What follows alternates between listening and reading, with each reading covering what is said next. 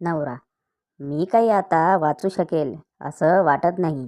बायको: काही काय अभद्र बोलताय हो, अजून आपली वर्ल्ड टूर बाकी आहे, इतक्यात काय. नवरा: ए बाई, माझा चष्मा तुटलाय म्हणून म्हणलं.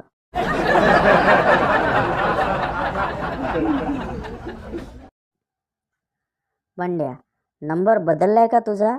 पिंकी: हो. बंड्या: कुठला आहे? पिंकी: 34B. बंड्या: अगं येडे, मोबाईल नंबर विचारत आहे मी.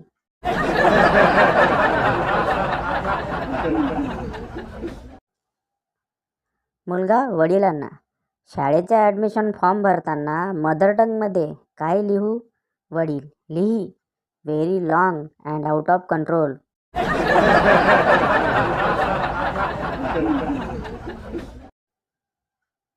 ट्रॅफिक पोलीस: आजीबाई, मी एवढ्या शिट्ट्या मारतोय तरी तुम्ही गाडी का नाही थांबवलीत हो?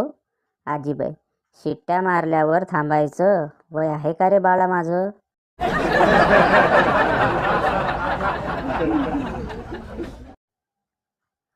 आनंदी राहायचा एकच उपाय: कुणाचं बोलणं, कुणाचे टोमणे मनाला लावून घ्यायचे नाही.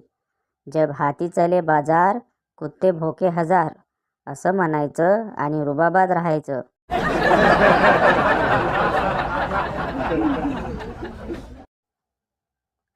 आपण हुशार आहोत हे सिद्ध करता नाही आलं तरी चालेल, पण समोरचा वेडा आहे हे सिद्ध करता आलंच पाहिजे.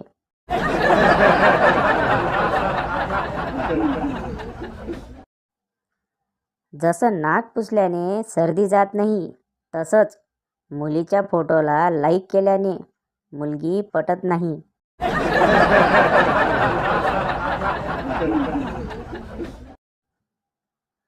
रात्रीचं जागरण एवढं वाढलंय की असं वाटतं स्वतःच्या घरात स्वतःच नाईट ड्युटी करतोय.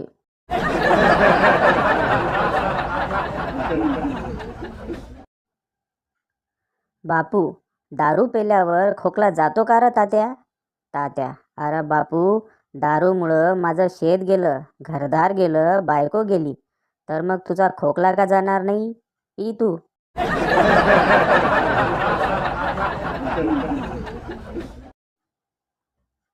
आता 10 वर्षाच्या पोराजवळ आयफोन आणि स्मार्टफोन आहेत, आणि आम्ही 10 वर्षाचे होतो तेव्हा आमच्याजवळ एक फोन होता. कोणतेही बटन दाबल्यावर एकच आवाज यायचा: चल छैया छैया छैया.